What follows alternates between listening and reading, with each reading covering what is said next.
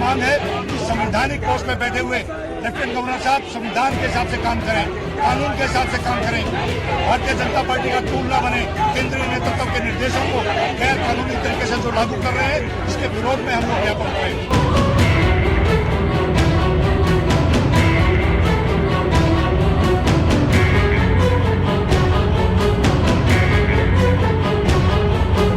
आम आदमी पार्टी दिल्ली के लीगल सेल के अधिवक्ताओं ने दिल्ली के उपराज्यपाल वीके सक्सेना पर लगातार दिल्ली सरकार के कार्यों में बाधा डालने और संविधान के हिसाब से काम न करने के आरोप लगाते हुए विरोध प्रदर्शन किया है। अधिवक्ताओं ने एलजी हाउस पर जमकर प्रदर्शन किया और बीजेपी व एलजी द्वारा मेयर के चुनाव में बाधा डालने का भी आरोप लगाते हुए अपना रोष व्यक्त किया है।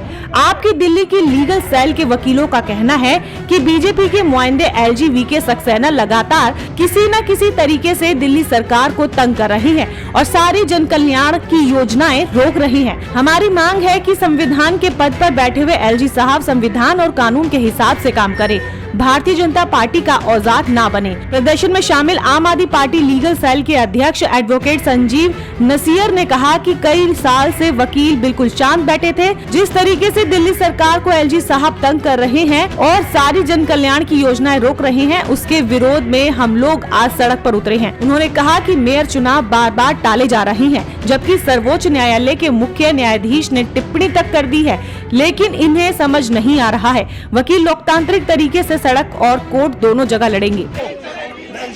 सब कम कर रहे हैं, सारी वेलफेयर स्कीम्स को रोक रहे हैं, उसके विरोध में हम लोग आज रोड पे उतरे हैं। हम लोगों की मांग है कि संवैधानिक पोस्ट में बैठे हुए लेफ्टिनेंट गवर्नर साहब संविधान के हिसाब से काम करें, कानून के हिसाब से काम करें। भारतीय जनता पार्टी का टूल न बने, केंद्रीय नेतृत्व के निर्देशों को गैर कानूनी तरीके से जो लागू कर रहे हैं, इसके विरोध में हम लोग ज्ञापन करें। देखिए, सुप्रीम कोर्ट में जो पार्टी गई है, इसमें जो निर्णय आना है, जिस तरीके से चीफ जस्टिस ऑफ इंडिया ने इस पर कमेंट्स भी किया है, इसके बाद भी इनकी समझ में नहीं आ रहा है, तो लोकतांत्रिक तरीके से वकील रोड पे भी लड़ेंगे और कोर्ट में भी लड़ेंगे। कि माननीय राज्यपाल दिल्ली जो है वो संविधान के अनुसार चले, जो संवैधानिक व्यवस्थाएं उनको माने, जो देश का कानून है उनको माने। हम पिछले दिन से देख रहे हैं, जब से उनका अपॉइंटमेंट हुआ है, वो किसी चीज को नहीं मान रहे। जो संविधान कहता है वो नहीं मानते हैं, जो एमसीडी एक्ट कहती है वो नहीं मानते हैं, जो दिल्ली बिजनेस ट्रांजैक्शन रूल कहते हैं कुछ नहीं मानते हैं।